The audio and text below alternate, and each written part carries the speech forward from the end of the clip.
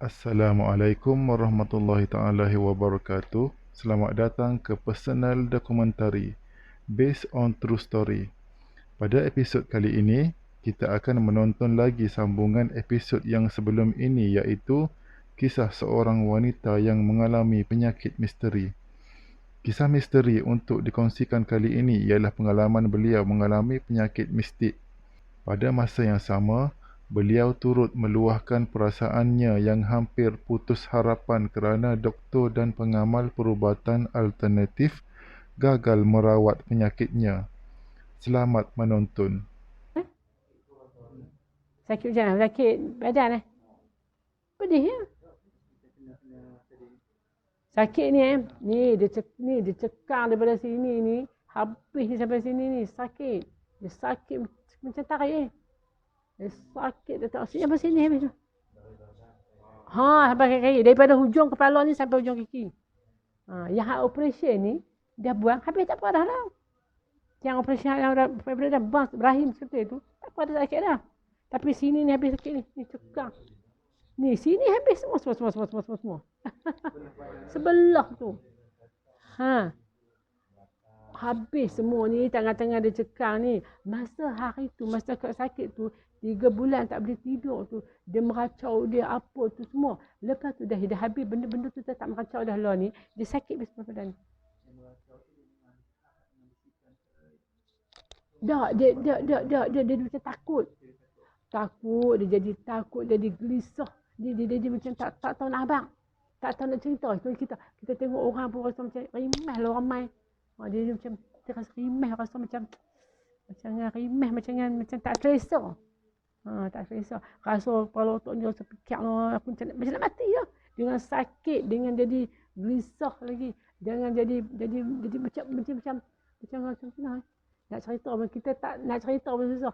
Jadi gelisah lah. Kan dia gelisah, tak toroh je kan. Tengok orang ramai pun rasa, alah gelisah lah rasa. Masa sakit tu. Lepas tu dia kurang kan. Kurang. Lah ni okey lah. Cuma sakit dia. Lah ni boleh tidur dah. Tak makan ubat. Tak apa dah. Alhamdulillah dah. Boleh tidur dah. Cuma orang kata dicekang ni lagi lah. Cekang tak lega lagi lah. Belah kanan. Tak apa. Belah kanan. Yang boleh lega sikit. Yang boleh sihat lah ni. Dalam masa awak tahu ni kapal besar. Besar ni okey lah. Okey pun tak lah okey 100. Tapi boleh start pada tu boleh tidur lah. Tak ada makan. Kalau itu kena makan ubat. Makan ubat tidur pun tak ada apa. Tak ada apa juga. Memang dia ni juga. Lalah tu yang ni lah boleh tidur. Tak apa lah. Tak apa lah. Cuma cekang-cekang ni lagi lah. Tapi ada juga. Jadi dalam ni semenjak demam ni. Itu tak apa. Dia pun ni makan semua penuh rumah. Tak apa-apa. Abang bawa pergi pining mana tak apa-apa. Berjalan kan. Ni dalam lepas demam ni. Dia jadi tak boleh duduk. Dia jadi tak toroh. Dia macam rasa gelisah.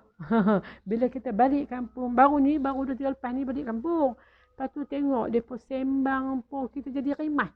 Dia macam kan? Dia rasa gelisah kan? Sakit mula sikit tahun lepas. Bulan 1. Duduk elok. Sebelum tu memang duduk elok. Tak ada apa. Tapi memang terasa dah. Memang tak larat dah. Masa 2000, tahun 2000. Memang tak larat dah. Lepas dah tak larat tu, ingat biasalah kan. Pergi pasar pagi-pagi tu, masa jalan tu, memang pagi-pagi ke ajak exercise. Keluar pergi pasar, ajak pergi main gym sebelum tu. Memang aktif lah, memang tak ada apa-apa. Tapi terasa macam denyek ke kepala. Lepas tu main tidur pun rasa tak selesa. Sekali tu dia main, dia rasa macam nak benda tampak je tak kat rumah ni. Kat sini je. Ni. Tak apalah lepas tu dah rasa lepas tu memanglah kau ada mengalami masalah main apa period tanpa banyak tiap bulan lah main banyak pergi jumpa doktor kata tak ada apa dia kata mungkin nak menopause kita 50 dah kan 50 dah lepas tu dah tak apalah dia kata main menopause lepas tu duk main period main banyak lepas tu tak apa darah kurang lepas tu kawan-kawan duk tegur dia kata pasal apa nampak muka pucat. Kata tak ada. Sakit ke? Tak ada sakit apa pun. Tapi malam-malam tak boleh tidur. Dia macam terganggu tidur kan. Tak boleh tidur. Lepas tu kalau duduk kat sini kan, sekali malam-malam rasa macam ada orang tarik kaki. Tapi kita biasa tak mahu nak fikir benda-benda yang positif kan. Tak boleh pelik-pelik, tak mau fikir lah.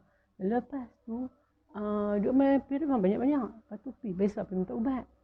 Pergi klinik, doktor kata mungkin nak menopause. Pergi minta ubat. Dia kata benda tak elok kalau orang sini kan. Kita percaya tak apalah mungkin kan, tak apalah. Lepas tu bulan 1 tu, awal bulan 1. Kenduri rumah kawan. Pergi makan kenduri. Pergi makan kenduri tak larat dah. Lepas tu balik tu duduk elok-elok, tidur malam pukul 4 pagi. Sebelum tu dia rasa macam pening pergi klinik, doktor kata darah naik. Dia pergi makan ubat, darah tinggi pun balik main okey, rehat elok. Lepas pada tu dia jadi orang kata, jadi malam tidur tu jaga pukul 4 pagi. Habis sebelah badan ni. Sebelah terkejut dah gerak abang bangkit. Abang pun bangunlah. Lepas tu pukul 4 pagi pergi hospital. Pergi hospital tu, Sultan Abang tu, dia x-ray apa semua. Dia tanya pasal apa dok makcik ni kurang. Abang lah kata kita main banyak-banyak kan. Main banyak tu dia kata tak apa, dia kata masuk x-ray. Masuk x-ray doktor tu tak apa. Elok. Lepas tu dah elok, lepas tu pergi buat scan. Doktor kata makcik ni ada private skin dia. Tak banyak sikit dia. Apalah. Lepas tu duduk 2 hari, duduk dalam di hospital tu rasa pelik lah. Rasa rimah. Saya rasa takut. Saya rasa macam-macam. Lepas tu abang doktor tidur tak boleh tidur dah. Memang tak boleh tidur malam tu. Tak boleh tidur dua malam tu. Lepas tu doktor tak boleh tidur. Dia kata tak apa, pergi berubat. Lepas tu bila dia takut. Dia jadi pelik dah takut ni. Dia pelik-pelik. Lepas tu doktor tu tak ada apa. Bila tak ada apa, baliklah. Balik tak mau juga. Keluar tak boleh rumah lagi. Pergi rumah mak mentua. Duduk rumah mak mentua. Dia jadi kita tak tidur. Mai tengah hari jadi. Menyerit.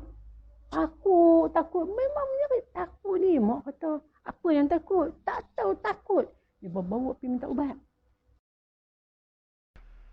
Okey, itulah kisah yang dapat dikongsikan untuk episod kali ini yang mengisahkan penyakit mistik yang dialami oleh seorang wanita yang menerima rawatan daripada doktor dan pengamal perubatan alternatif.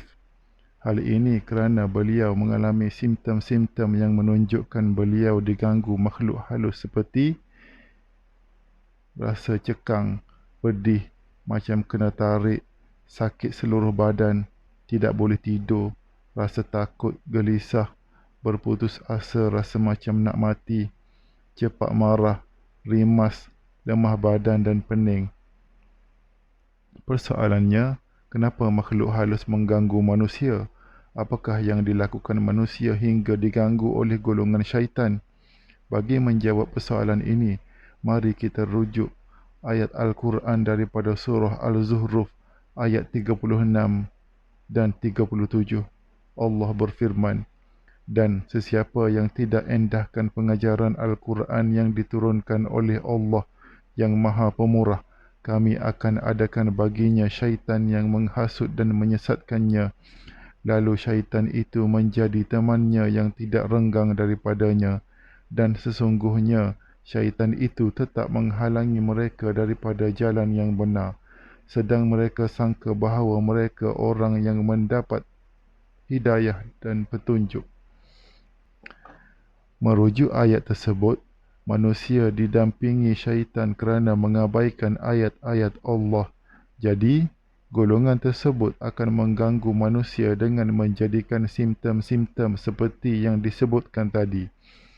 Dengan cara ini, syaitan akan sesatkan lagi manusia supaya mencari pelbagai kaedah untuk merawat penyakit yang dihidapi, termasuklah menggunakan kaedah yang bertentangan dengan Al-Quran.